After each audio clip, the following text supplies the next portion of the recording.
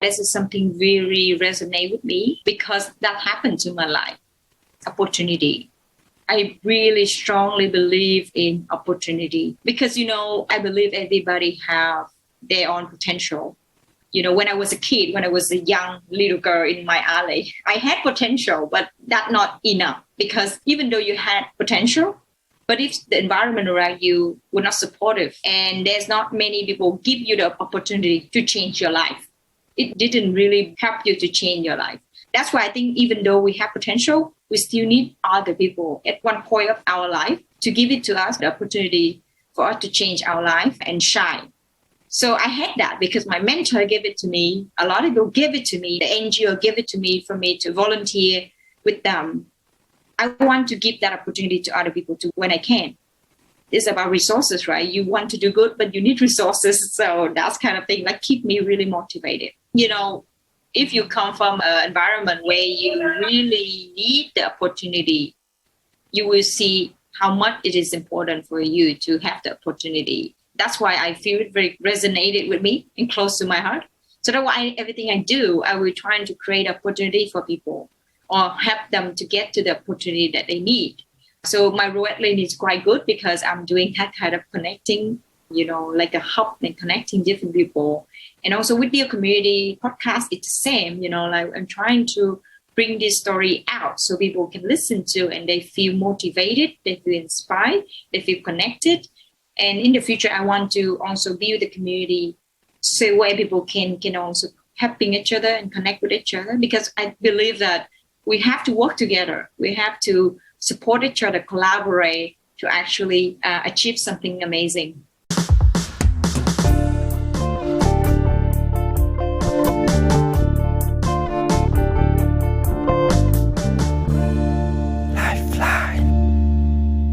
Hello everyone, my name is Din Long and welcome to the podcast Lifeline. In this podcast, I will interview people who are having a positive impact in their community and have a strong message that deserves to be shared. We will dive deeper into their journey becoming a change maker and hopefully you can take away some insights for your own journey. And please do subscribe to Lifeline on YouTube, Apple Podcast or any platform that you are using. And also you can share this episode with your friends if you like it. It's really what helps me the most.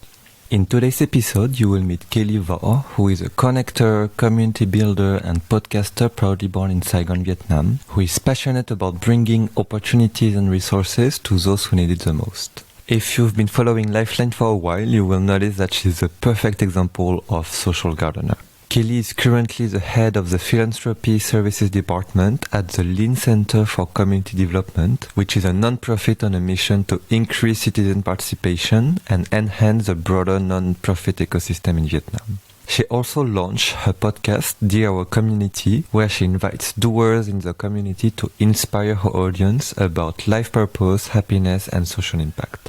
We discuss about her difficult childhood, how she was the first one to go to college in her family, how one mentor changed her outlook in life, and how she progressively connected the dots, one experience at a time, to understand her life purpose and become the go-to person in the social impact ecosystem in Vietnam. Hope you enjoyed this episode and see you in 90 minutes.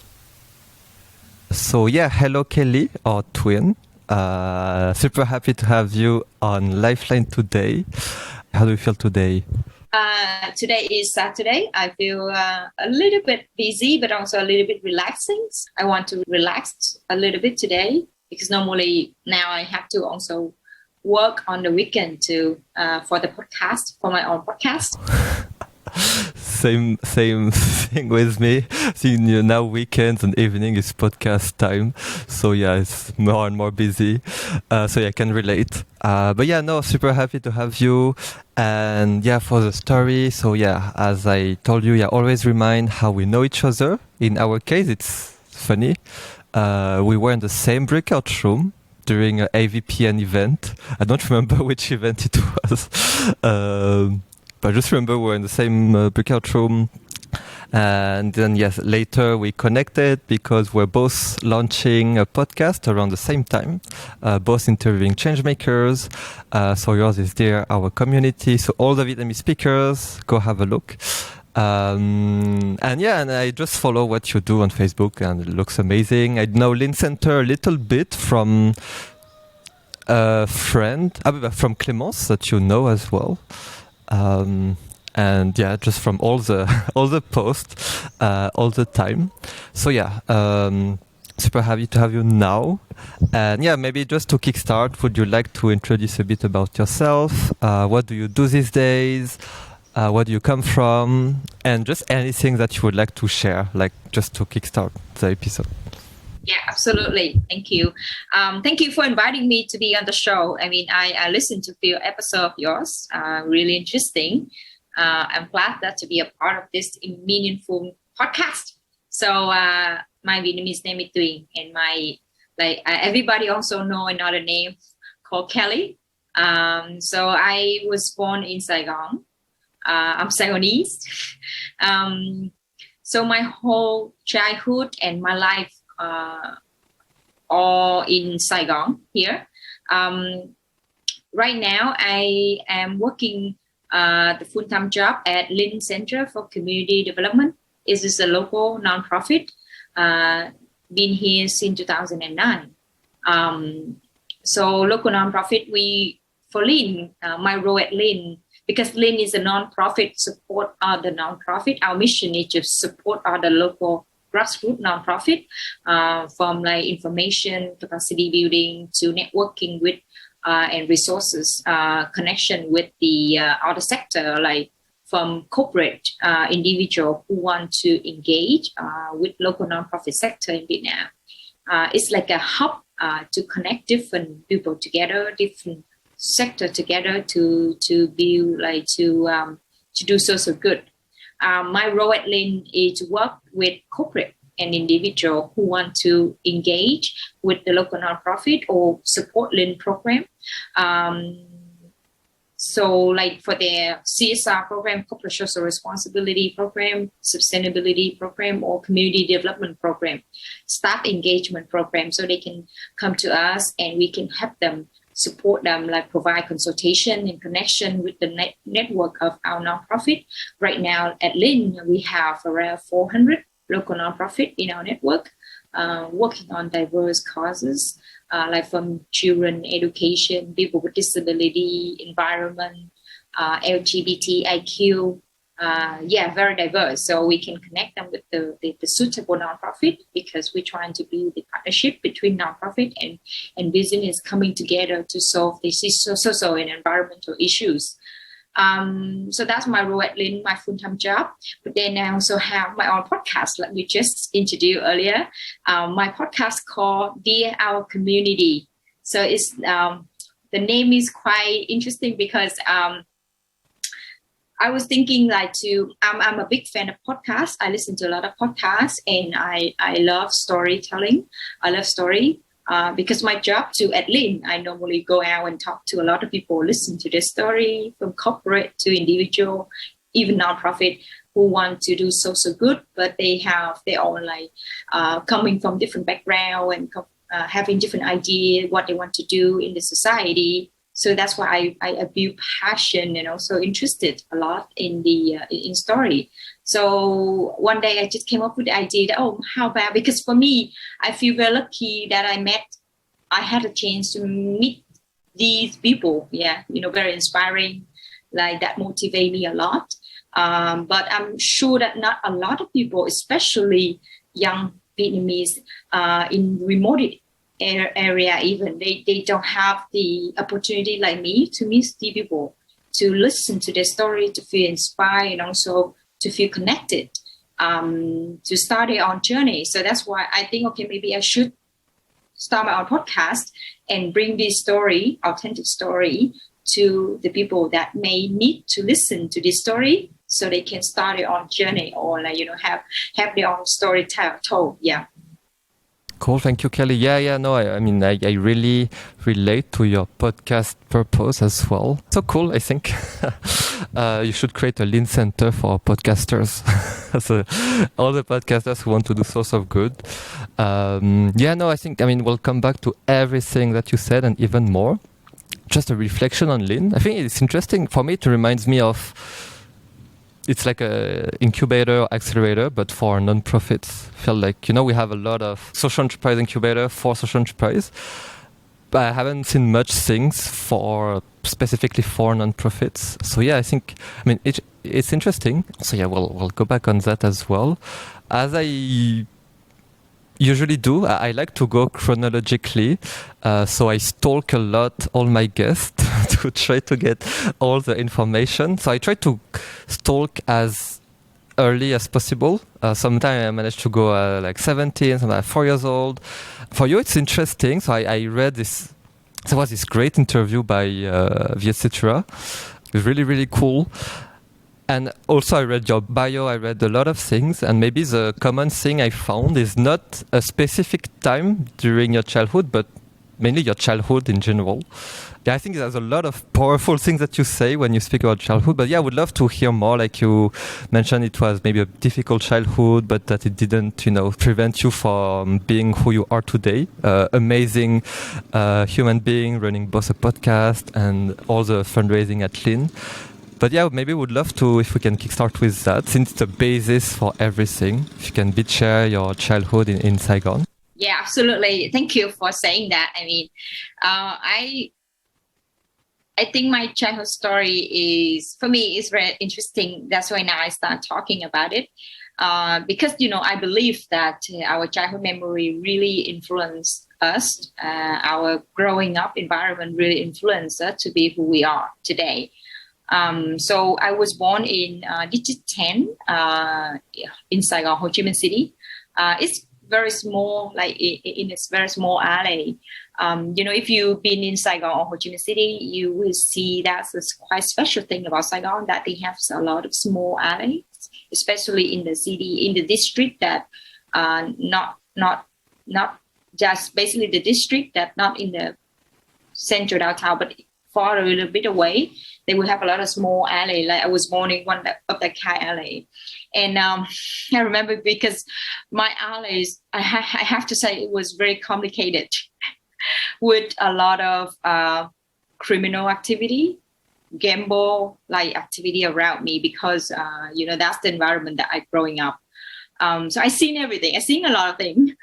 So my neighbors, my family, like you in that kind of environment and you observe and you somehow affected by it a lot. So I remember that one. I always have, even now I am get out of that LA already, and I live in different environment. But there's some sort of like memory is still like in my head a lot. For example, like because in my alley sometimes there's like fighting between people. So, when I remember when I was a kid, I was sitting, playing something, but then suddenly you hear the sound, boom, boom, boom. That means people fighting, yeah? And you was worried because maybe that was some of your family member, or something happened to them, and it was a little bit scary for me. and that was some sort of like unforgettable sound or unforgettable memory for me. Even now, sometimes I just like hang out in some places, not in the same area, but when I hear this kind of sound, I was just remember me of my childhood, right? Because that's kind of like very typical sound around me. And I seen everything, like people gambling, people struggle because gamble. And a lot of things happening, but because the alley is a lot of people coming like from different area, like some people come from Cambodia, Mekong Delta, different provinces, and they come there. And that's the good thing about, one of the great things that I really like about the alley is that they really, even though they have a lot of issues, but they still care about each other, like neighborhood, right? So they because everybody come from like very humble background and they know that they coming from different places. So this is a place where people can live together and kind of like survive together. So I have that sense of neighborhood when I was growing up, and that's really really nice, to be honest, because it helps you to start looking at other people like equal, and then you always welcome other people in your life, because that's how we grow. We was like I was growing up. Yeah. So there's a lot of things, and then I remember that in my alley, when I was a kid, because my parents, they never go to school, and my brother too. I have two older brother. They went to school a little bit and they stopped. So when I was growing up, not many people, even my family member, even my parents, couldn't really support me with my education. So basically, they just okay, go to school, but like, oh, how I'm gonna define my future, or what I'm gonna do after school. They don't know anything about it. It's just okay, just go to school. And I went to school, and actually, when I talked to a lot of people from my neighborhood, like in the alley, a lot of people surprised that I graduated, because the environment around me is so difficult to be in that, like to be able to finish school. But I did, and because I think deep down for me, like I feel like I could do a lot. I could do a lot of interesting things in my life. I can do much better than where I am at that moment. But actually, I didn't really know how could I do that, because nobody guide me. Nobody really share with me, okay, what could be like a role model, like what could be the future for you. So I was a little bit struggle like that when I was growing up.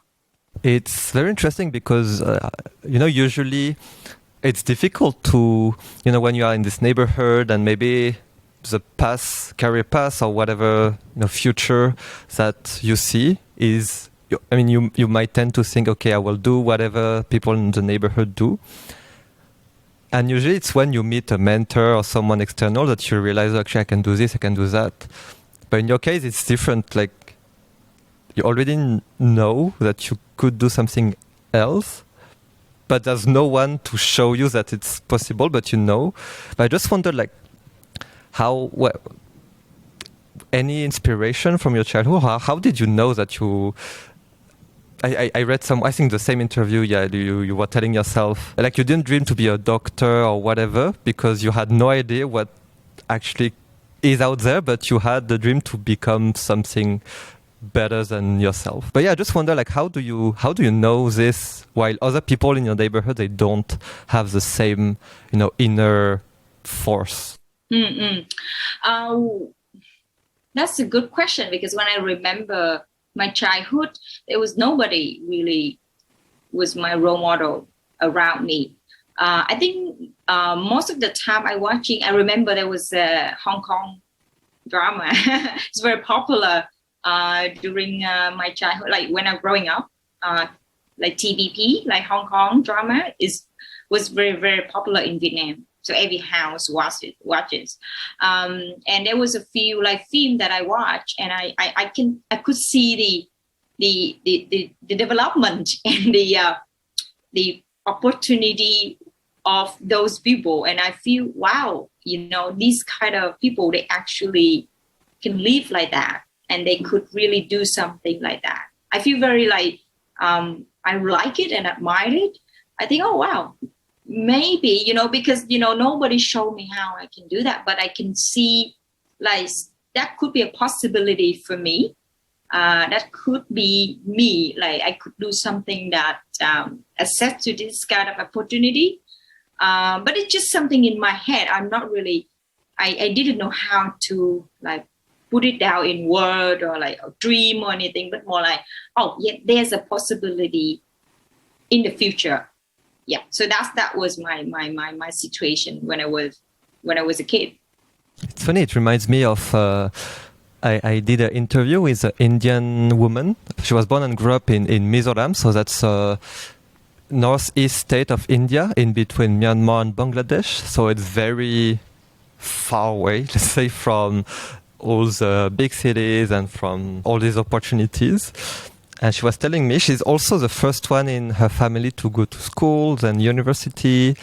And I was asking her, what made you want to be good at school? What made you question what was around you? And she was like, we were lucky to be the only family with a TV. So she was watching this random stuff that appears on Indian TV, but that showed her Mumbai or like other cities, and she realized, oh, there is something else beyond the place I'm living in. So that's so cool. We should make a movie. Yeah, I think definitely. When you in the environment where you couldn't really access to a bigger world. TV could be a bigger world, right? Or movie, something like that. So you can really see what's happening or imagine what's happening outside this small world. And that could trigger something inside you. I totally agree with that. So that's actually that's why I answered in that interview that actually no, I didn't have like a specific dream like to be something, to be a doctor, to be like a lawyer or a business owner or anything. But I just saw the possibility in front of me, like in my future. So then you went to school. Well, first, just maybe to contextualize, what is the age range when you were living in that alley? And then, so you went to school, I guess with the same dream to go out there. And how was this period? So basically, I remember I was so worried about my education because my parents having issues about finance when I was 16, 17, something like that. I was worried I have to stop studying, like go to school, because the financial situation.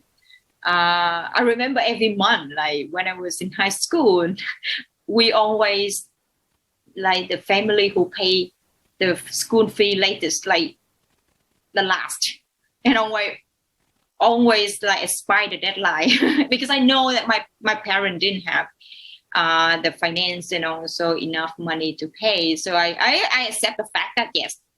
And then in Vietnam, there's a funny thing that when I was in high school, that if you pay the school fee late over the deadline, there's somebody like in charge of that, like, in charge of monitor the student, make sure they don't do anything like danger or out of line.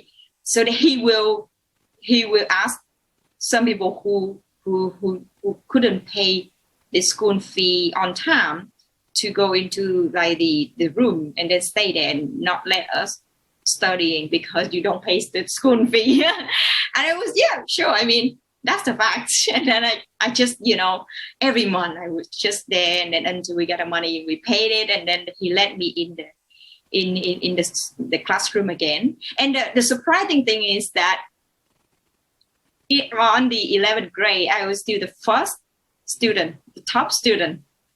And a lot of people surprised because why I always been late paying school fee and not really studying that much at the classroom, but I still be the top student. And so that was a little bit difficult for me when I was in high school. So luckily mean that it's not like a lucky situation, but luckily that my parents was able to sell the house in District 10 because we need some money. And that means like now my parents would be able to support me to go to school. So I think it's something bad happened because we have to sell the house, but actually provide me the opportunity to go to school again. So that's why after sold the house, my mom gave me some money to go to school, like in my college. So I think around 18 years old, I started to basically, because we no longer has a house in District 10, so I have to go around finding a place to live, like rent it, to live and stay in Saigon to study. Yeah, before we go back on uni, I just wonder, so like you were throughout the whole school life, you were always telling yourself, I need to be the top student? No, never. I mean, I think because of I don't know, maybe I'm the one who very quick learner, and I always like pick up my study very fast. I mean, I remember when I was 11th grade, I didn't know anything about English, like very terrible about English. Yeah. So like I remember like I have like kind of like a teacher, but in my neighborhood, he used to support the kids who don't have the money and they can stay there and study English with him. And 11th grade, I really didn't know how to like speak English and really bad at it. And luckily when I went to 12th grade, I had a really great teacher, English teacher, in my classroom. And he really inspired me. He was so funny and inspired me to learn English. And I pick up so fast and become the top student in the English class. So when I told my teacher in my neighbor, like, oh, I'm gonna, apply for a language university. He's yeah, okay. He just say okay. But actually later on, he told me in his head, he said like, not gonna be possible. Because, a lot of people spend like years to study English and trying to get to university, like language university. I just like pick up 1 year. How could I get there? But I did. I passed and then went to the language school. I think it's because of my ability of being a quick learner, and I pick up school very fast and quickly. So that's helped a lot. Okay, so you're just a genius. That helps. Not genius, but like I pick up things very quickly, like just enough to pass it. It's funny you speak about, you take the example of English, because so stalking you, I saw that you studied English language and literature. Just wondering, like, why? I mean, again, sometimes I feel my life, I just make decision very last minute. So like when I was in 12th grade, I was thinking, oh, I really like English, so I should study English, so I should go ahead to study English language. So I looked it up a lot of like different university, college, and say, okay, this one is good, this is new, and also focus on English language, and I applied for that. I didn't even know what that means. Like English literature mean. I just say, okay, I want to learn English and I just want to go there. And then, yeah. And at that time, because you mentioned, when you were younger, have no specific dreams to become any specific job. At 18, is it still the case? Or do you have a clearer picture? Very good question. I think at 19, I have to move down, kind of like live alone and rent a place to live, like be independent.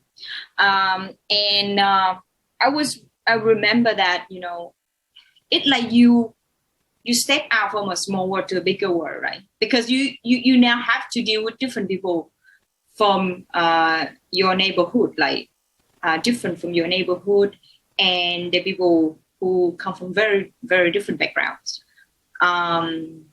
I think at the beginning, it was very scary for me, even though I'm excited, but it was very scary because there's something that recently be able to share it. But before, I feel a little bit worried and scared and also ashamed because I was worried that, when I meet the people come from very different background from me, like they are from a privileged family or better condition or better situation, family. I feel like if I told them about my situation, like my childhood background and everything, like my neighborhood, they may not want to be friends with me because the idea is like, you're coming from that kind of environment and people will look at you and think, oh, maybe you are the same, right? Or you have some sort of tendency to do those kind of things. And I think that made me feel very terrified a little bit. And I feel hesitated to share that with other people. At the same time, I feel very excited that now I can talk to different people. But at the same time, I'm trying to hide it. So not many people know about this. Just like, okay, I'm just somebody go and study and meet different kind of friends and talk to different kind of people, but I rarely talk about my alley and my childhood memory like I do today. But yeah, I feel like now you're proud, right, to have been born, not born, but to be from this alley in D10. I mean, we joined a big back and forth, but yeah, I wonder, like, did you have these feelings throughout the whole university, or did at some point it faded away? Yeah, I think one of the things that make me feel much better when thinking about my childhood and more confident over the time is when I understand who I am more and more. Because, for me, I think sometimes we can also, I was before, like, we can be stuck with that kind of history. And we was thinking that, okay, that is who we are because that's where we come from, right?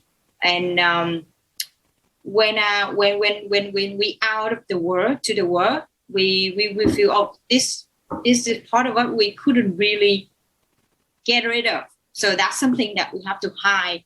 But the more I understand about who I am as a person, the value and what I believe and the knowledge that I accumulate over the time and experience, and the more I talk to different kind of people, I learn from different kind of people, I realize that everybody have kind of maybe the same struggle because they kind of like worry about that too, and the more I understand about who I am, or the more I have experience in talking to people and interact with different people, get used to it, I feel much comfortable to talk about my childhood or talk about the past, because I know that cannot define me. Like you cannot choose where you was born, but you can choose how you live, right? So that become more and more nature for me.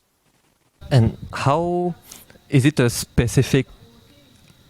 Is it more like because you say as you understand better yourself, which is for me very important. No one really gives you the space to understand yourself, and it's usually from a very specific moment or experience. For me, I know I can share one day later, but for me, I know it's like before, after a specific event when I was 19. During my trip to Iceland, that's another story.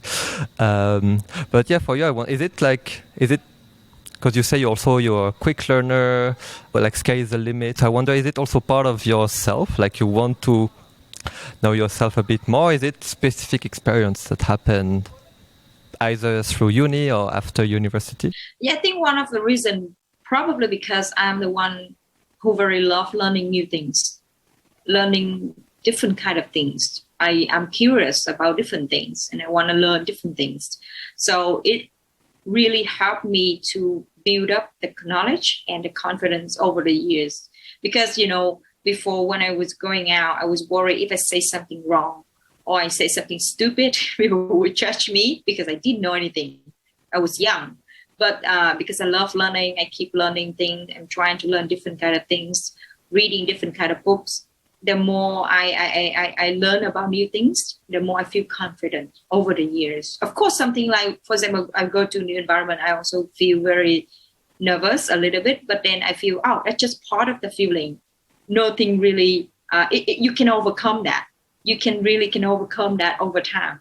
But at the beginning, I didn't know that. I was thinking, oh, maybe I'm not going to be able to do this. But over the time, it become like a habit when you do it many, many times.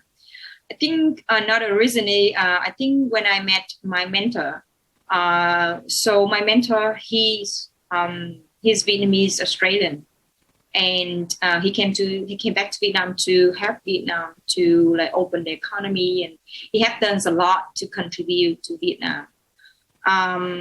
When I met him, like it's like a destiny, right? Because he was about to move back to Australia.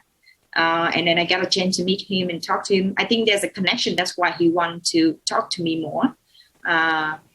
So when I talk to him, one of the things I always love about talking to him is that when he shared with me his life, because he's, of course, obviously very successful in his life. He had done so much amazing things.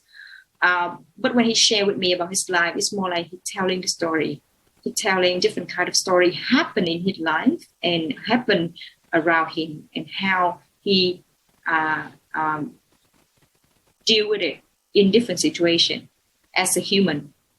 And I feel like, wow, okay. So if I think if he talk too much about knowledge or talk too much about theory, maybe I would not be able to connect it because I didn't have the experience. I didn't have that kind of knowledge like him. But when he talked he shared his story, I feel like, oh wow, so this basically quite relevant, because I know that I build the awareness that if he could do that, I can do that too, because he's human and he behave and deal with this in a human way. So I can do the same. So I think that's also helped me to start to try to understand who I am. And also I try to understand that even though I start to understand that even people come from different backgrounds, they may be very successful, but they have to go through a lot of trouble, a lot of challenges and difficulty to be where they are right now. So I feel like, oh, that's really, really easy to understand and connect it. So that's why, actually, that's one of the reasons why I started podcast. Yeah, it's so interesting, this meeting with a mentor. Like the way you say, I feel like he was maybe one of the first person who share his story, and you can like relate 100% with what he says and see like some sort of potential future, like, oh. I think the good story is always have a key message, right? And for every story always have few key messages. And I really impressed about the value, like his value in those story. And it's helped me to also try to build it, like, aware it, and also identify what is my value. Of course, at the beginning, you would just, okay, I want to do this, I want to do that. But over the time, because you want to identify with those kind of value, you have to practice it. And then you become something familiar. You're familiar with these value and you practice every day. It's funny, like when you say that, like listening to him, you understand his values, so it makes you questions about your own values. Is that something you knew already, or you are like, it's a new question that shows up in your world? You have no answer, but you really want to find the answer? Yeah, absolutely, yes. I think his story gave me a lot of questions about myself. I think great mentor are the one who asked the right question. So let the mentee to basically find out the answer themselves. Yeah, so I reflect a lot about my life and relate it to his story. And I say, okay, why he act like that, why he did that, and what kind of value that he trying to prove. And how can I apply that also? Because I love that value. I think that value is beautiful. And how can I apply that and reflect it on my daily life activity and what I do every day. How old were you when you met him, and which context was that? I met him the first time in person in 2000 and maybe 11 or 12, because back then I just graduated from my college, and I got a chance to go to his event where he talked about Mekong Delta. So that's the first time I met him in person. And when you say, I find it very interesting, the concept of mentor, because for me, definitely, I think being a mentee or being a mentor is so important, and it can really impact someone's life. And yeah, I'm just thinking, maybe I'm curious, but also I guess many listeners might be curious. When you say mentor, like what kind of relationship was it? Like, do you meet that person every week, share a bit about your lives, and he challenges you, or like how does it work? Well, actually, the funny thing is I haven't met him that much, to be honest, because he's busy, and I think my tendency is that my personality, I want to solve my problem. Maybe because I was being independent too young. When I was young, I had to take care of my own thing. I don't want to bother people that much if I don't need to. So when I talk to him, I listen to his story, I feel inspired, I feel motivated, I learn a lot from his story. But then I ask my own question, and I have to figure it out of myself. And whenever I figure out it, I will share with him a little bit. But normally I will try to do that, address this myself in my own time. Yeah. Before we jump into LIN, so like be a huge years of jump, I also saw in that specific interview that you started volunteering at university, and that it was a very eye-opening moment. So could you share a bit about that? Yeah, absolutely. I remember when I was about to finish my college, I met one of the co-founder of the charity from US and the NGO. So he invited me to the first mission trip in 2011. And I said, yeah, definitely. I mean, before I only know about like charity, like you do donate rice or clothes to pagoda or shelter. But now I'm going to the mission. So I remember the first trip we went to Mekong Delta, and we went to the house of a single mother and the daughter, and they was like talking about how difficult for them, for their financial situation, and she cannot afford to let her daughter to go to school. And I was, I remember I was crying a lot, but I'm trying to hide it because it's a little bit embarrassed for me back then. But I felt at that moment that even though I feel I am not coming from a privileged background, but I feel I'm lucky, much more luckier than a lot of people there. And I still can do a lot of things to help other people. I feel that something touched my heart. That's something close to my heart that I want to do more. But of course, I was still a student, so I didn't know how could I do more, or even, what going to be my future at that time. I just know, okay, this is something beautiful and I want to continue this. Is that why you joined the Mekong Delta event after you graduated? Yes, that's true. Actually, one of the reasons, because I always love Mekong Delta. Because I think Mekong Delta people are very friendly, nice, outgoing, they're very warm. But I don't know why, but back then I didn't know why they keep suffering a lot in terms of, no opportunity. They have been through a lot of difficulties in their life. And not many people have enough opportunity, especially like kids, to go to school. So I'm interested. So when I went to that event, Mekong Delta, from my mentor, he talked about, economic situation in Mekong Delta, and I learned a lot about, the farmer there and how they struggle, why they struggle, and how we can do to help these farmers, because the farmer can actually, when the farmer become better, they will afford to let their kids to go to school. So that's kind of thing actually trigger me a lot of questions. And on the mentor aspect, it's funny to see how everything is connected. Discover a bit more about Mekong Delta. A few years later, you join the event, you meet your mentor. And for me, that's a perfect example of, many people ask me I don't know what I want to do in my life, or how do I meet mentors. I always just tell them, just go to events, just explore anything you can, even if you have just maybe you have interest, I don't know, in gender equality. Even if you're not sure, just go and you'll figure it out if you are interested or not. Absolutely. I think people, I met a lot of people like that too, even before I was having those kind of thinking to, what kind of thing I can do, my future, my career path, through my experience. To be honest, you couldn't guess anything because you basically, for me, my experience is that I took that opportunity because I want to do the right thing. I want to do that or try that.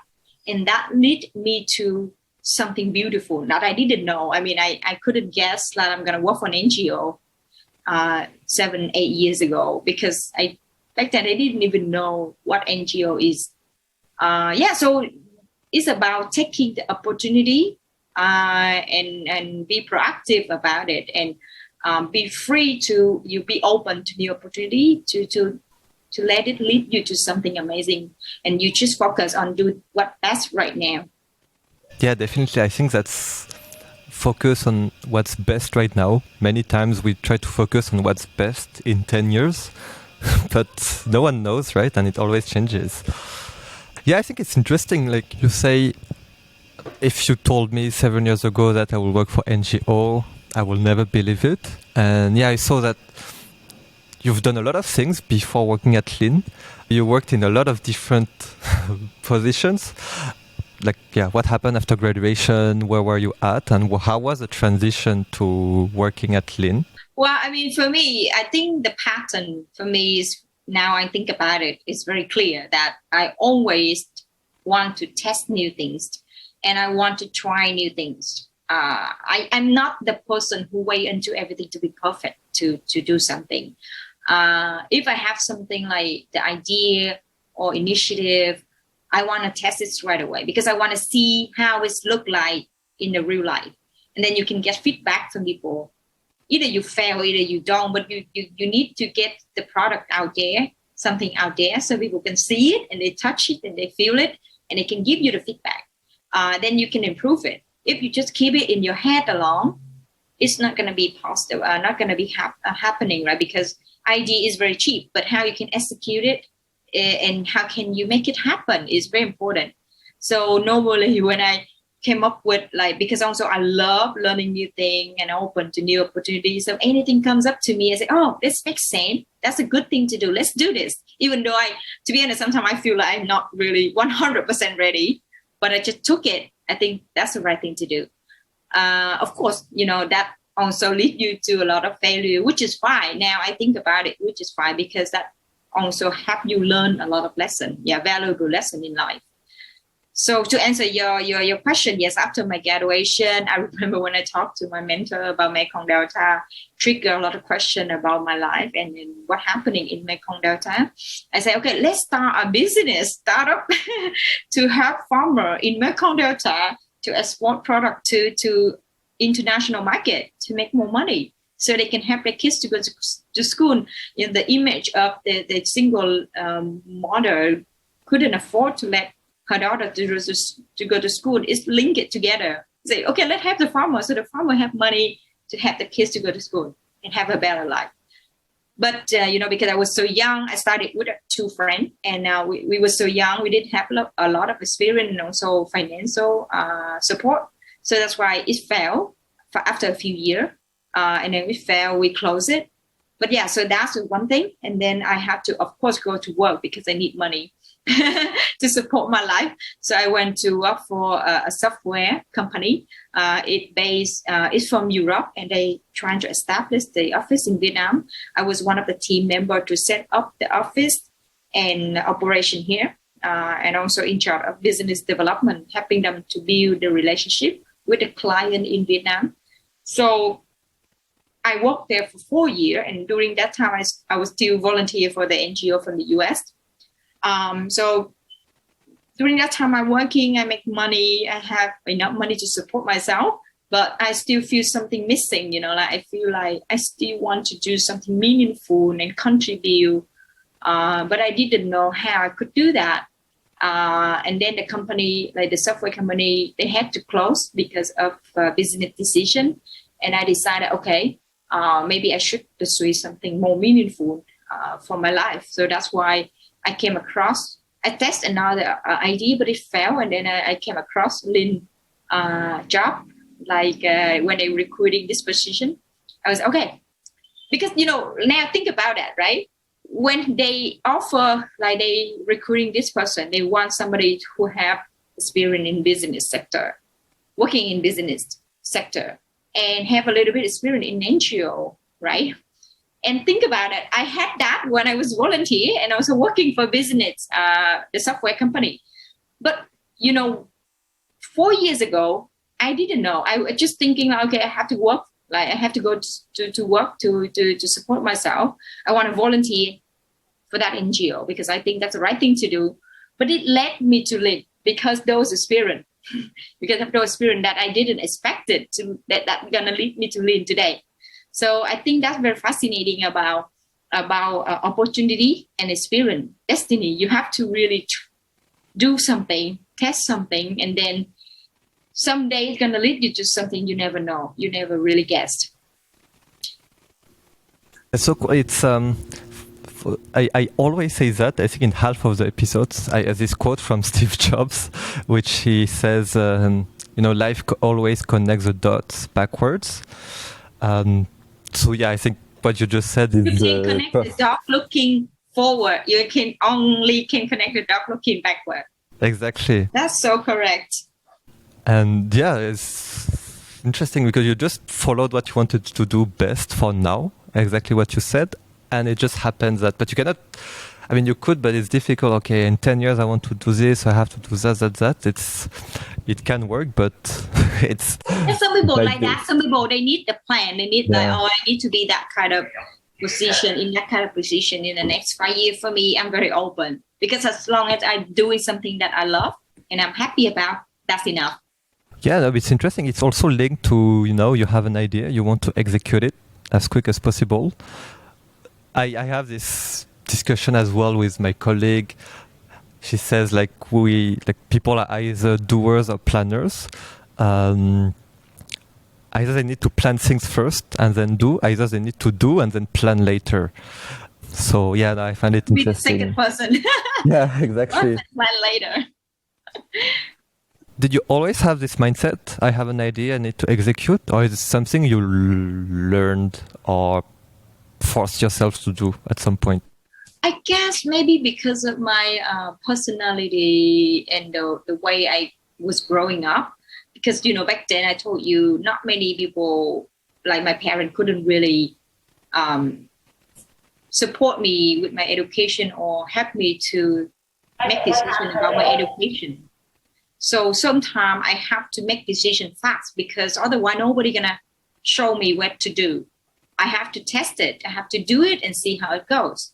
Yeah, so that's why I think over the time it built up my kind of like personality, I need to take it. And even right now, when I think about it, if I don't take opportunity right away, I don't think I'm going to be here today because it's not going to be coming to me all the time. Sometimes a rare opportunity come to me and I have to take it right away to be where I am today. So I think it's because my childhood and also the way I was growing up, that made me really have to be proactive, taking opportunity and do things in my own way.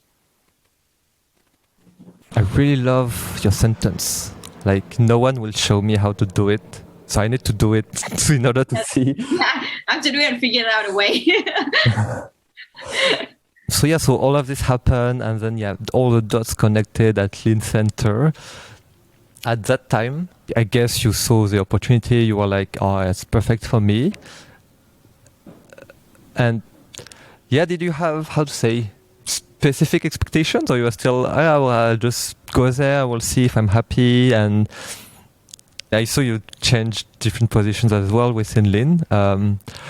Maybe when you explain a bit LIN already, maybe also just to summarize all these years at LIN, can you share maybe your proudest moment at LIN Center?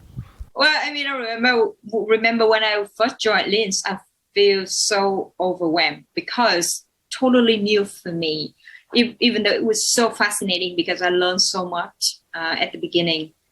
So many different news ideas, new knowledge, insights, learning about nonprofit in Vietnam, business in Vietnam, CSR, community development, all kind of new concept for me. I felt very, very overwhelmed, but because I really love learning, so that's why I have to really push myself. And also I believe in responsibility. I think when we commit to something, we need to make sure it's done, no matter how busy we was or something happened or we were scared. But I have to, when I commit something, I need to complete it. So that's why I say, okay, I want to learn about this job. I want to get involved in the nonprofit sector and learn how nonprofit sector in Vietnam look like. So that's why I have to push myself very hard. I work very hard. I learn every day, trying to understand what it is. And it was overwhelming at the beginning, really, because it's like so many things I didn't know. And I was worried too, because, it's a lot of things that I don't want to make a mistake. But over the time, because I started to understand more, I started to see, this is, trying to observe it and learn it. So I say, okay, this is how it's look like, how it's work like that. So that's why I started to build up my confidence over the years. I feel, that's fine. Now I feel confident because before I was so nervous. I was very overwhelming. The proudest moment,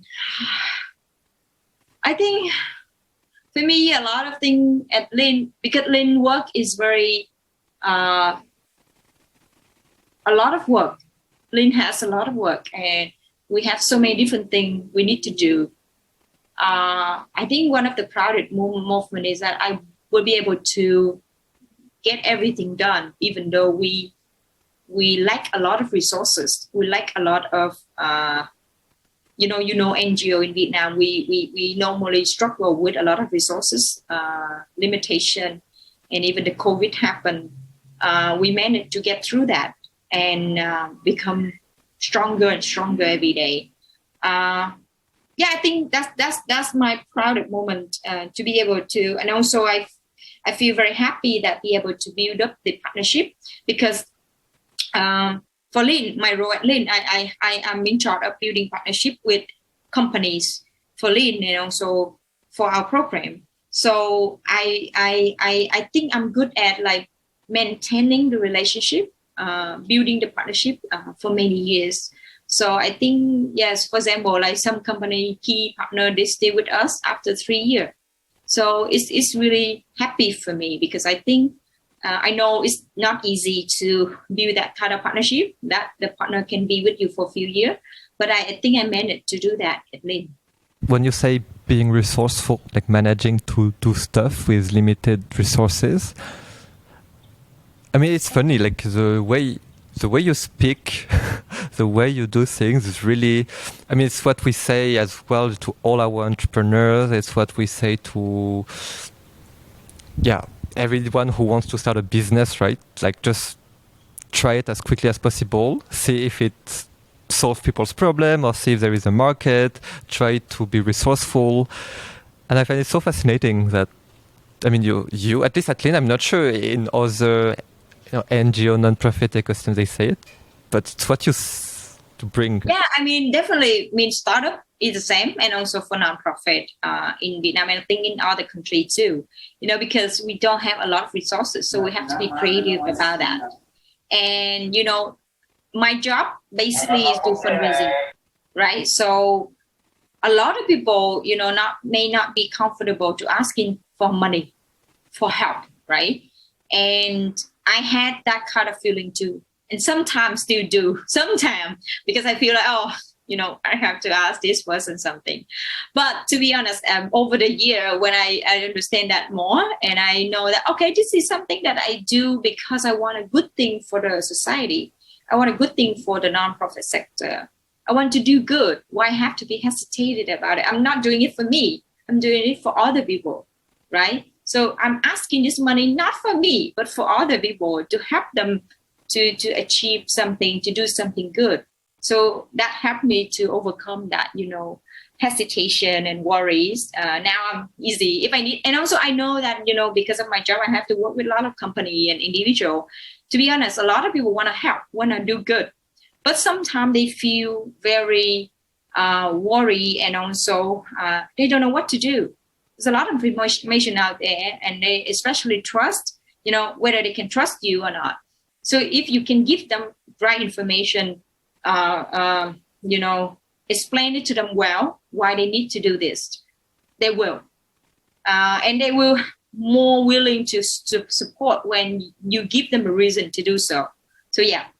So how does it work at LIN? Like, let's say I'm a non-profit. Like, do you have cohorts, or I just message Kelly and then I'm part of LIN's program? So normally we have like a different team to in charge of different things. So we have non-profit partnership team that working with non-profit partner in our network, who that we will understand, okay, where they are, what are they lacking of, or what they need in terms of resources, not only money, but volunteer and also equipment, any kind of resources that they need. And from then, my team, we work with or reach out with company to company and also individual who have the resources that they can support. So I can connect them. I will connect those resources with the nonprofit who need help, working closely with the NPO partnership team. So it's like we basically bring the resources from one, mobilize resources from one place to another. So that's how normally I will do at LIN. Yeah, I still find it so interesting, like, because I mean, I know a bit about Lin, but it's interesting. For me, it's just so fascinating the parallel. I want to share about later on, recently I just realized this is something very resonate with me because that happened to my life. Opportunity.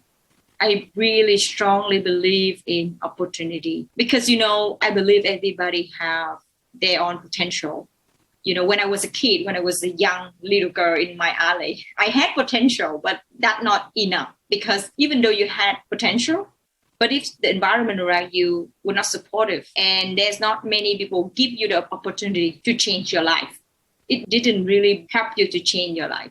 That's why I think even though we have potential, we still need other people at one point of our life to give it to us the opportunity for us to change our life and shine.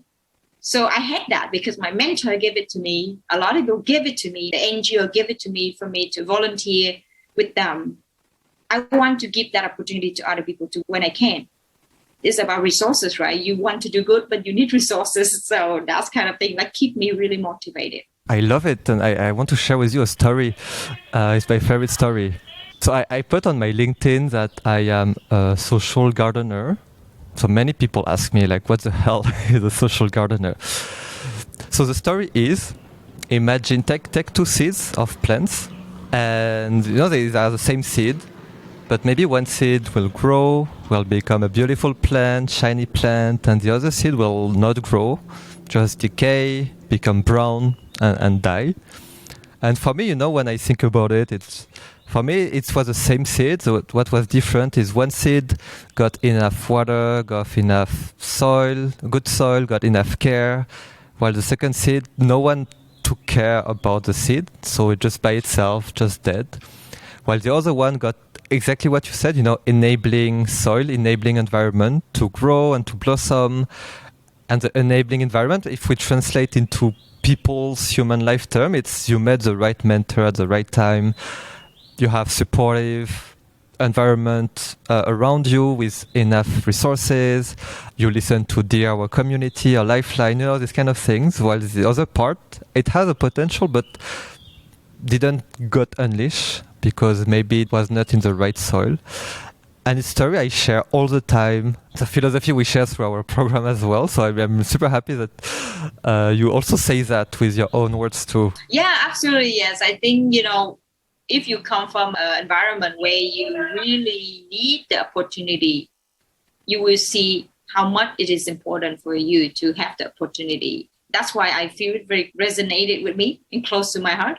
So that's why everything I do, I will try to create opportunity for people or help them to get to the opportunity that they need. So my role at LIN is quite good because I'm doing that kind of connecting, like a hub and connecting different people. And also with your community podcast, it's the same, like I'm trying to bring this story out so people can listen to and they feel motivated, they feel inspired, they feel connected. And in the future, I want to also build the community so where people can also helping each other and connect with each other, because I believe that we have to work together. We have to support each other, collaborate to actually achieve something amazing. Yeah, no, definitely. I mean, you are definitely a social gardener type. So bringing water, soil, sunlight to other seeds. And yeah, no, I mean, definitely like what I was observing too is when you spoke about your mentor, what you do with DIY community, and you mentioned got inspired from him, but it's what you receive from him, you give it back through DIY community. So no, it's pretty cool. And maybe before we jump into the podcast part, I just wondered, like, let's say I'm a young Vietnamese, I want to start my nonprofit. Maybe what are some common mistakes that you have seen or some best practices that you want to share? Yeah, I mean,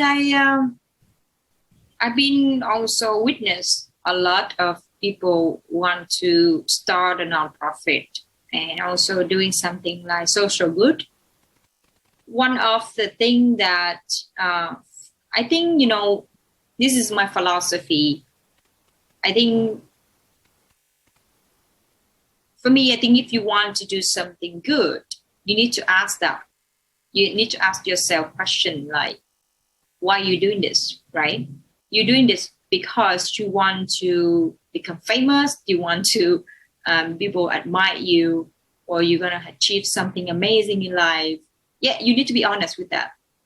And I think one of the things I feel I think a lot of people who working in nonprofit or social good, it's just my opinion. I think that we need to be honest, and we need to really ask ourselves this question to make sure that we understand why we're doing this. Because what I feel is that some people, they want to do something like nonprofit or social good. Sometimes they just, oh, this is a cool idea. I want to do this.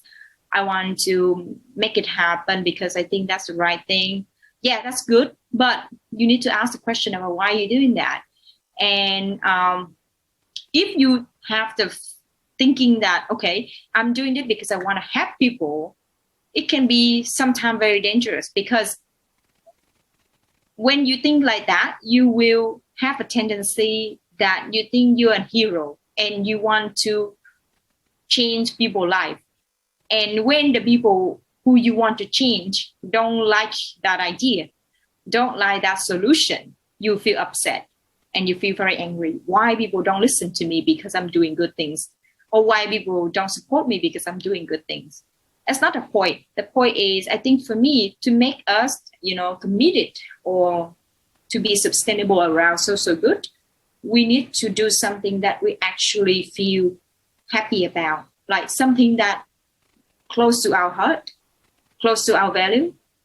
And this is something that we believe in. And we're doing it first because we think that's the right thing. We're not doing it just because for other people only, but also for ourselves, because we want to do that. We want to make ourselves happy first because we think that's the right thing to do. So for me, the advice I would like to give to a lot of young people who want to start nonprofit or social good initiative is that understand who they are, why they do what they do is so important. So then you will know, okay, this is something that I love to do because it's close to my value, it's close to my belief. And if that didn't work, I will find something else, as long as it's close to my value and my belief. And I don't have to force that on other people. And of course, in Vietnam, when you're small and when you're young, you need a lot of help. You need a lot of people to support you. So that's why be proactive and going out and talking to people, asking for people's opinion, asking for people advice and support, because you cannot really solve everything yourself. So I think they need to go out and talk to a lot of different people, listen to a lot of people, so they can get the idea of what works best and what doesn't work, so they can develop the solution themselves. The 2 points you mentioned, they connect with each other, because the stronger your why is, the better it helps bridge resources, meet people who care about the same why. The social issue is very complicated, right? So I think sometimes it can be overwhelming for a lot of people. So if you don't have that kind of why strongly, like it's quite hard to navigate a lot of different things when you going out and working and dealing with things, dealing with people. Maybe on that, I wondered, like, what other thing beyond meeting the mentor helps you find your why? Is it just by doing stuff, or was there a specific, I don't know, tool or book or anything that helped you along the way? I read a lot of books. I cannot really say all of them here, but I think one of the things, I don't know, maybe deep down in my myself, I always believe that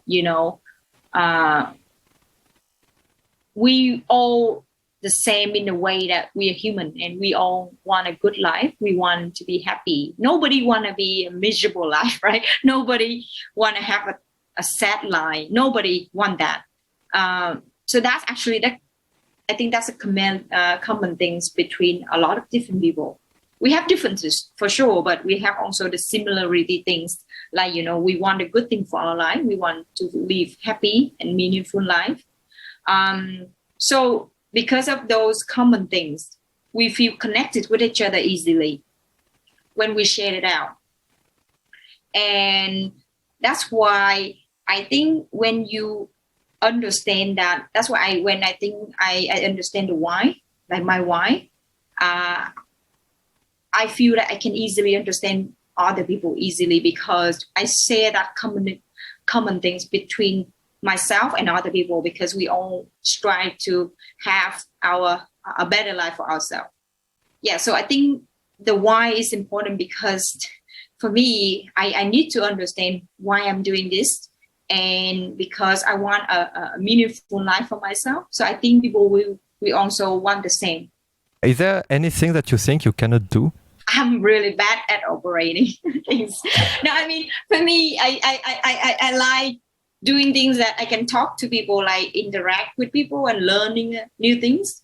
But it's quite hard for me to doing like admin stuff because I can do that, but it's not my strength. So I rather focus on my strength than my weakness. So normally I'm just trying to focus on things that I'm good at, like building relationship, partnership, talking to people, listening to their story and sharing advices. Yeah. Okay, so it's perfect transition to your podcast, the Our Community. Do you remember the first day when you had the idea?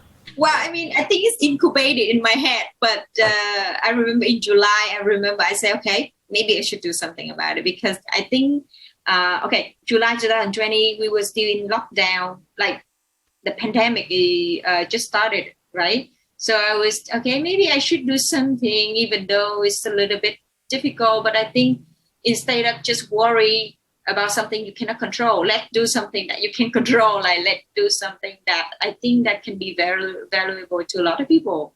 I mean, a lot of people back then talking about COVID all the time, now still, but like a lot of people don't want to listen to COVID anymore.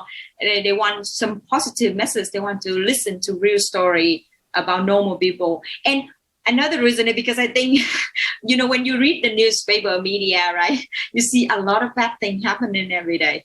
Like you never rarely see the good things. You rarely see the positive thing in the newspaper these days, even social media. So that's why I think, okay, maybe I should do something that bring the positivity to people, like bringing this story, inspire people so people can feel like there's a lot of people working very hard to make positive change in the society. And I want people to listen to this story and see, yes, it's not like I don't believe in hero that much. I believe in working together. So like, for example, people who, when you see change happen, definitely a lot of people behind doing a lot of different things to make that happen. But sometimes, you see something happen during that time. Some people like a leader, they become a hero. But I think behind that's a lot of people doing different things, like some movement or like something long-term change. You will see a lot of people working behind the scene. And I want to bring that out to more and more people, especially during the social, like a COVID-19 pandemic happening around the world. So that's why I want to start it. I think the great thing about you and your podcast is you started and you managed to set up a small team to help you. Me, it's a one-man show. I do everything. I'm tired to edit stuff. So I stopped editing. Yeah, like how did you you had a clear why, so you just, speak with people and they were like, want to help, or like, were you proactive as you are always? Like, how did this first step happen until your first episode? I'm so lucky. I met so many great partners like Rice, content media, Soul Branding. Those people did agree to help me from very beginning. Like I told you that if I had to do this alone, it may take much longer to start it. I think that's linked with what we talk about why. I think when you have your why clear and strong, it's much easier to convince other people because you have the vision, you have the reason why you do it. I think for me, my job at LIN is the same. I mean, when we would talk about work, they talk about what they do most of the time, right? And to be honest, work, project or even nonprofit is quite similar everywhere, right? You have many nonprofit working on children, many nonprofit working on environment. But the different of that different nonprofit is the people behind it. right? The personnel, the people who actually believe in something and they have this kind of value that they want to uphold. So that's the difference. And even the fundraising role too, right? When people talk to you, they don't interact with the whole organization. They interact with you as a fundraiser, right? And when you build that trust, you build that understanding, and they understand why you do it. It's easier. You can build trust with them. You can build empathy, and they can understand why they have to do this. So I think the why is so important, because that's how you can convince your partner talking to people that you want them to support you. And I have that why, and I share that with Rice and so branding, and say, yeah, that makes sense, because sometimes we have the same why, we have the same vision about something in the society, and when we talk about it, we say, okay, that's good, because I have the same vision, I have the same mission, but I couldn't do this alone. So now you do it, I will help you. So this kind of thing is helped me a lot to find the right partner from the beginning. Cool. And so it's been a few months already, half a year. So looking back, like I know I learned so much from each episode. And for me, interesting because I speak with many people who, I mean, it's not similar journey, but it's similar in the sense, people. I think the transition between in very simple words, an empowered to empowered person to make an impact. For me, that's what I'm super interested about. So now I managed to put some words on what are some things that people can do to create more enabling environment for people. So for me, that's one of the key learning from Lifeline. So I wondered for you, I listened to some episodes, but I don't understand everything. So I Sorry, work on my Vietnamese. now. But yeah, looking back, maybe what are some of your learnings from your own interviews? Some episodes, I don't understand everything. So I Sorry, work on my Vietnamese now. But yeah, looking back, maybe what are some of your learnings from your own interviews? Yeah, I have learned so much. First of all, I learned, what podcast is about. Second, I think I learned to listen more and more. I mean, one of the things I'm trying to do for my podcast or my interview is that I should be more and more curious. I think one of the key skill or to change, to make sure that you're a good interviewer or not, is that whether you be curious enough and interested enough in other people's story. Because when you're curious, you will ask the right question and want to dig deep into that. And sometimes, when I talk to my character, when I ask about their story, because I focus on storytelling rather than what they do, more than who they are, how they're growing up, and why they believe in this. I always feel so interesting because sometimes it helps them reflect about their childhood and their life, and they connect the dots. And exactly what you did to me during this interview, because I have to reflect a lot when you ask me questions, right? So I have to really remember things and tell you. So that's helped me to connect a lot of different things. If I didn't have this interview, I may not really need to think about it. So that's a power of the good interview and also good conversation, because you let people reflect on a lot of things that they never really think about it. And that's why I learned so much about it. Another time people ask me, what are the difficult things to do when you interview people? For me, I think one of the most important and difficult things for the interview for me is that how to build trust with the person I interview. The reason is because I focused on personal story. Some people, they're not really comfortable to share their story with a lot of people. They can share with me, but they don't want to share with the public, right? So I have to really explain why I'm doing this. And I need to build that kind of trust with them. And they be able to sit down and talk to me like friends and share their story. Sometimes they say something very sad about their life, but that's key to let people share their story honestly and comfortably. And one of the feedback I got is really so great and I love about it is that when I interview somebody and then I send that episode to the mutual friend, and she listened to it and she said, "Oh wow, now I understand her deeply personally than before. Because before we were just hanging out, we were just like maybe drinking coffee, drinking together, but we didn't really ask that kind of question, because it's a different setup. Like we're just having fun, but we never really understand each other deeply enough. So through this kind of interview, I want people to look at these people like local leaders in a different light. So like there's very human about them, and you can understand them more deeply. Yeah, I love this example. It's basically we tend to know people, maybe level 2 of deepness, and you allow them to know them level 3 or level 4, like the foundations of everything, right? And it makes me think, if I meet you and I'm not curious, maybe I will never know that you grew up in this alien D10, which is, something quite important, right? But you might miss it through the whole, I know if I'm a partner, I might miss it for the whole 4 years. Yeah. Yes, that's true. I think that will help you connect the dots and make sense of that person. Because, for example, one of the story I interviewed the lady who have an NGO support girl and woman to go to school in Mekong Delta.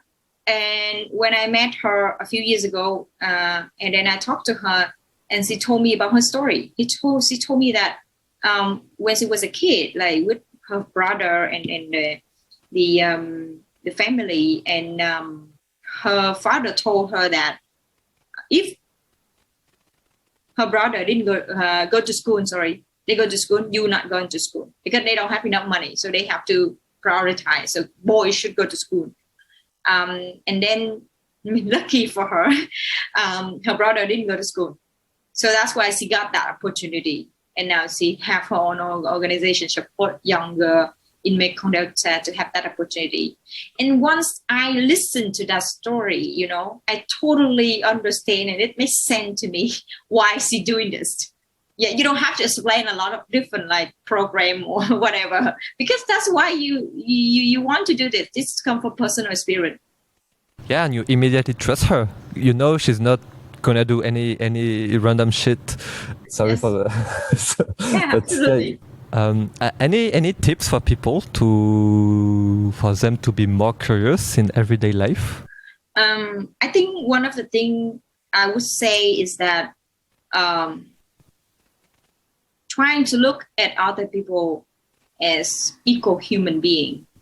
What does mean is, because when you see them as equal, you will see them have some potential like you do, and you also want to learn more about them, because trying to find a common theme, right? Because that they also human, they also equal. You also have this kind of this desire, one dream and goal in your life, so they may have the same goal and dream of their life, right? So it's really help you to be curious about that person, because you would think, oh, I have this kind of goal, I have this kind of dream, but listen to other people, to see what dream they have, what goal they have, whether we have something similar or some similar vision that we can share. So I think that's really help us to look, to be curious about other people, and also treat them with respect, because, you want to have a meaningful conversation with them and understand them in the way that they feel respected. So yeah, I think to be curious, you need to really see each other as a equal human being. There's a game that I was playing when I was in India. So I went to this program. I'm not sure if you heard about it. Actually, it would be great if a Vietnamese version exists. Just dropping this here. It's called Jagriti Yatra. So it's a train journey that goes throughout India, through 8,000 kilometers. There is 500 Indian youth inside. And 10 foreigners. So I was part of the 10 foreigners 3-4 years ago.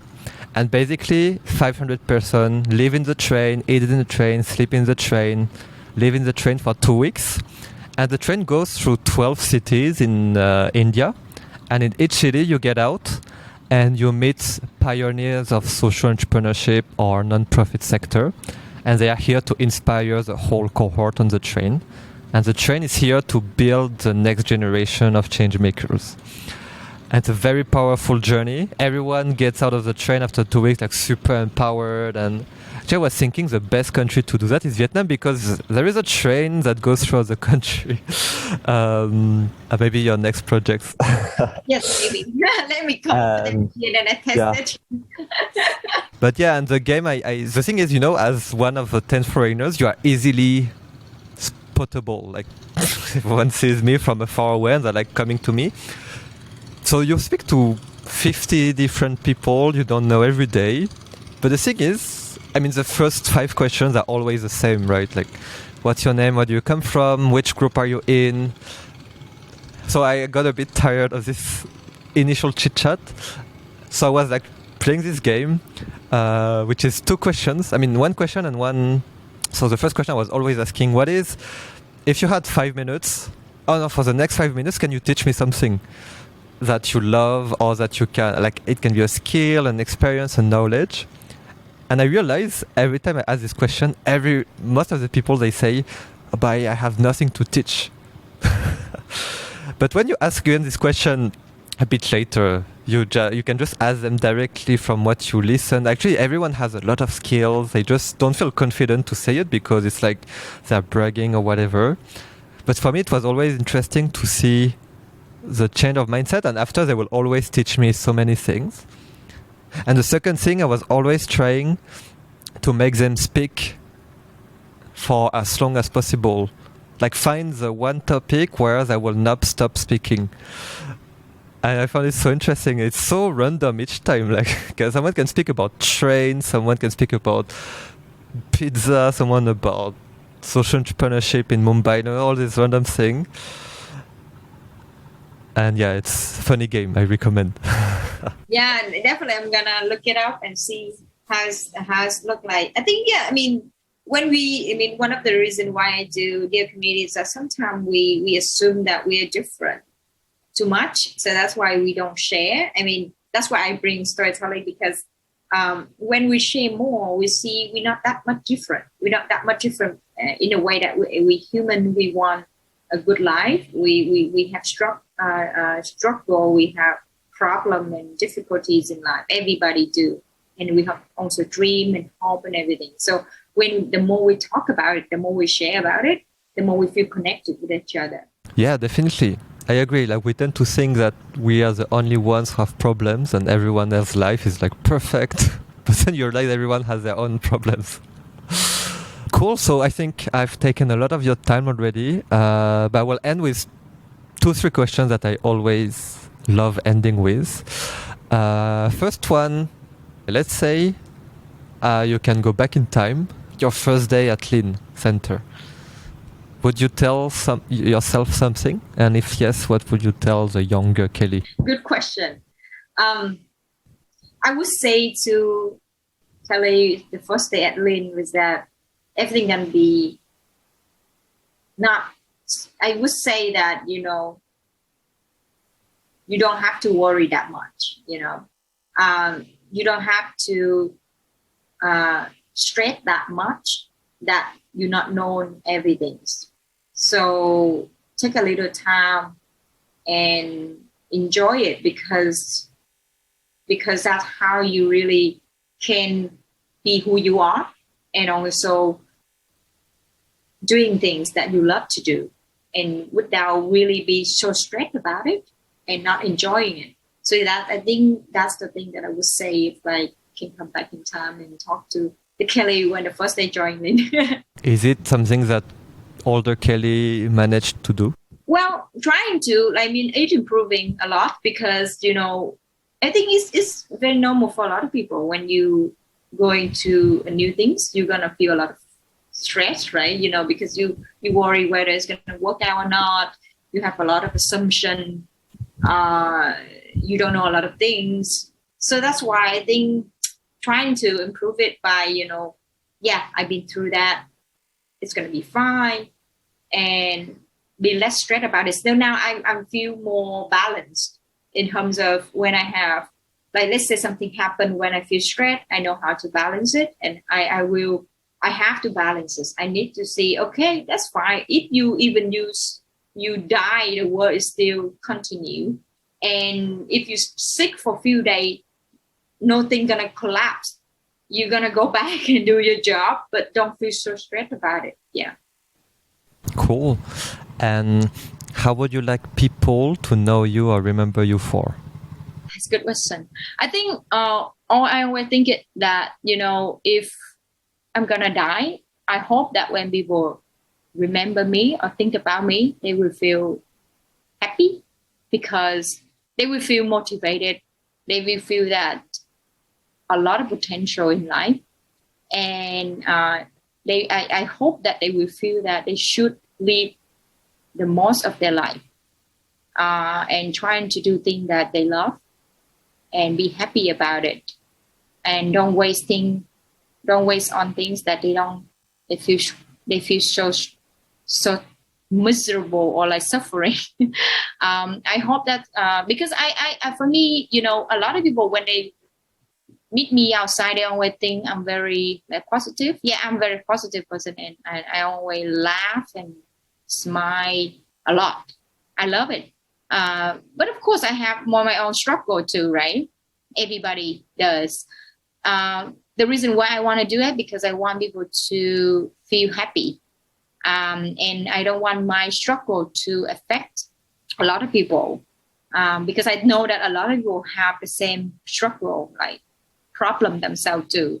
So I want them when they think about me, say, "Oh yeah, you have to live your life a lot, like the most, live the most out of it and enjoy it. And you can do so much if you want to." Because you don't know whether you're going to die tomorrow or not, right? So, but, when people think about you, they say, "Oh, she lived her life because she done things, Yeah. And you also said, if I did it, you can do it too. Yeah, definitely. So, yeah, love it. Cool. And yeah, the last question is, how would you describe yourself in 3 hashtags? Okay. First, positivity. I'm very positive. Second is resilient. I can fail, no problem. I can bounce back easily. The last one, describes myself. That's a good one. The last one, I would say grateful. I think for me, I feel grateful every day because, waking up, feeling healthy, feeling that I can do a lot to contribute to a lot of people. I feel very grateful. Cool. Positivity, resilient, and grateful. Cool. Yeah, so here is a real final question. But yeah, how can people contact you if they want to reach out to you, and why should they contact Kelly? Yes. So now I have a lot of channel. I have LinkedIn. My LinkedIn name is Tuyen Kelly Võ, and my Facebook also Kelly Võ. VO Kelly VO. I have also Instagram, but I don't use Instagram that much. Mostly LinkedIn and Facebook. You can find me on LinkedIn. And I have my podcast, DL Community. So you can go dlcommunity.com. If you're interested in Vietnamese story, local leader, and social impact in Vietnam, you can reach out to me.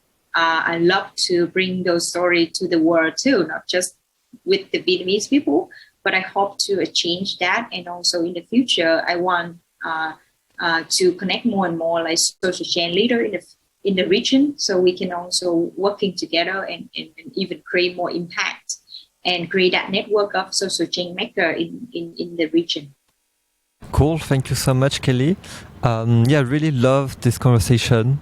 I mean, I can relate to many things that you have said. I think we have some very common personality traits. And when you share, you see a lot of commonalities. Yeah, no, I think so many lessons to take from your conversation. I'm sure people will be super inspired. Yeah, no, thank you so much, Kelly. Really enjoyed this conversation. Thank you so much. I mean, really great to have a chance to share my story with you. I mean, like you said, before we didn't have a chance to talk too much, but now we do. No, so that's really, thank you for inviting me. Congrats for listening until the end of this episode. Of course, to best support Lifeline, you can share this episode to 2 of your friends and subscribe to the next episodes on any platform. See you next time!